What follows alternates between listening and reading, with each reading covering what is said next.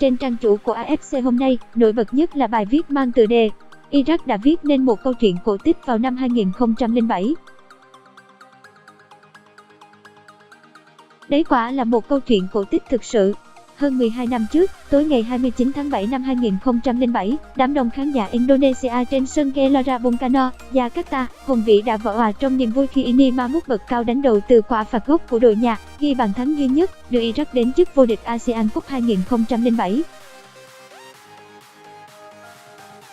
Khán giả Indonesia ăn mừng, bởi như mọi cổ động viên bóng đá chân chính khác, họ có sự đồng cảm cao độ dành cho đội tuyển Iraq, những con người đã vượt qua muôn vàn khó khăn, thử thách để lên ngôi đầu châu Á ngày hôm đấy. Đối thủ của Iraq trong trận chung kết ấy là Saudi Arabia. Với ngân sách và cơ sở vật chất dường như là vô hạn, đến mức các đội bóng hàng đầu thế giới còn phải ghen tị, tưởng chừng như chức vô địch đã nằm gọn trong lòng bàn tay họ. Trước khi giải đấu diễn ra, có ai ngờ được một đội bóng rách rưới, theo đúng nghĩa đen, không có cả trang phục thi đấu, góp mặt trong khó khăn kiệt cùng lại có thể bước lên bục vinh quang cao nhất của châu Á. Chức vô địch năm ấy là một câu chuyện cổ tích đúng nghĩa. Trước giải đấu ấy, Iraq chỉ thắng có 2 trong số 8 trận thi đấu trước giải. Huấn luyện viên Jovan Vieira của họ cũng chỉ được thuê 2 tháng trước ngày khai mạc, và đội bóng phải tập ở nước ngoài do tình hình an ninh cực kỳ đáng lo ngại ở quê nhà. Huấn luyện viên người Brazil Jovan Vieira nhớ lại, một số cầu thủ của tôi mới mất người thân trong cuộc xung đột đẫm máu ở quê nhà. Buổi tập đầu tiên tôi cầm quân, chỉ có 6 cầu thủ được tập trung.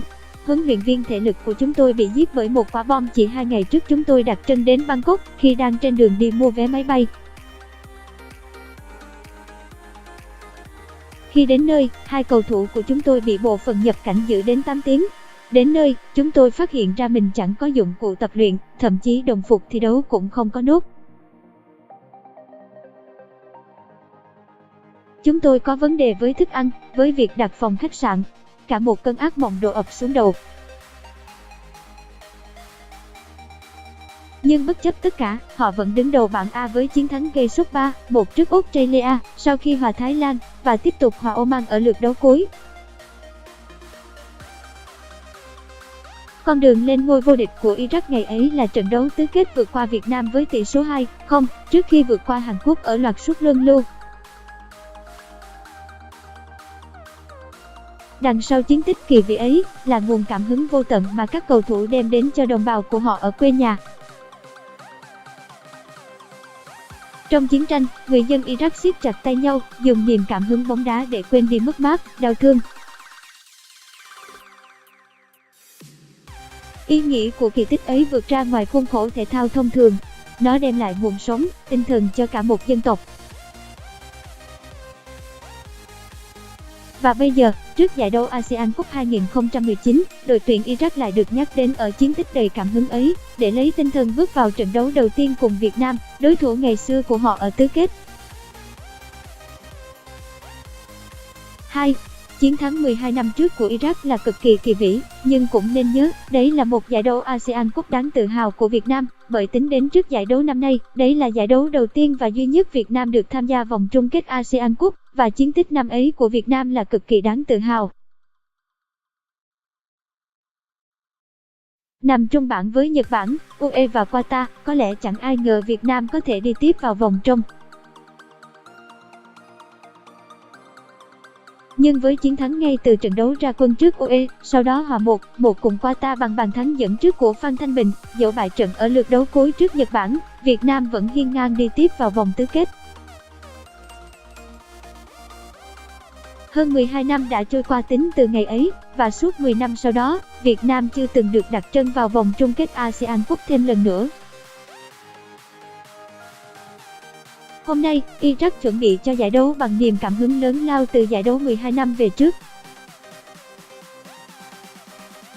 Nhưng đối thủ của họ ở trận ra quân, thầy trò huấn luyện viên Park Hang-seo cũng đang có trong năm niềm cảm hứng chẳng kém lớn lao suốt 12 tháng qua. Khó khăn ư? Chẳng phải chỉ hơn một năm về trước, bóng đá Việt Nam vẫn đang phải đền xiết dưới thất bại thảm thương của huấn luyện viên Hữu Thắng ở áp Cup, ở SEA Games. Niềm tin của người hâm mộ bóng đá Việt Nam khi ấy đã chạm đáy, và niềm tin đặt vào Park Hang-seo, một huấn luyện viên Hàn Quốc hơn 10 năm liền thất bại, hẳn chẳng nhiều hơn Hữu Thắng là mấy.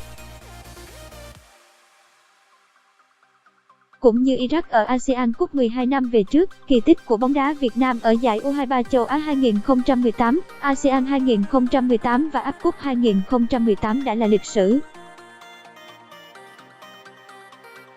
Cả Iraq 12 năm trước và thầy trò huấn luyện viên Park Hang-seo của Việt Nam 2018 đã viết nên lịch sử của riêng mình, từ tận cùng khó khăn, từ niềm tin mong manh, trong tột cùng kinh ngạc và cảm phục. Dĩ nhiên, Iraq được đánh giá cao hơn Việt Nam rất nhiều. Họ mạnh hơn cái ngày thắng Việt Nam 2-0 ở tứ kết 12 năm về trước rất nhiều.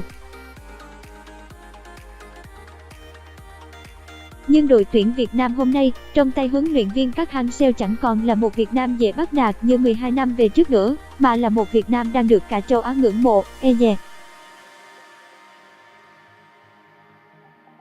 Chẳng còn nghi ngờ gì nữa, trận đấu đầu tiên, thầy trò huấn luyện viên Park Hang-seo sẽ phải vào trận với tinh thần quyết tâm của Iraq ngày ấy, và nếu như Iraq từng viết nên câu chuyện cổ tích vĩ đại nhất trong lịch sử bóng đá của mình ở ngay ASEAN Cup, thì tại sao Việt Nam lại không thể?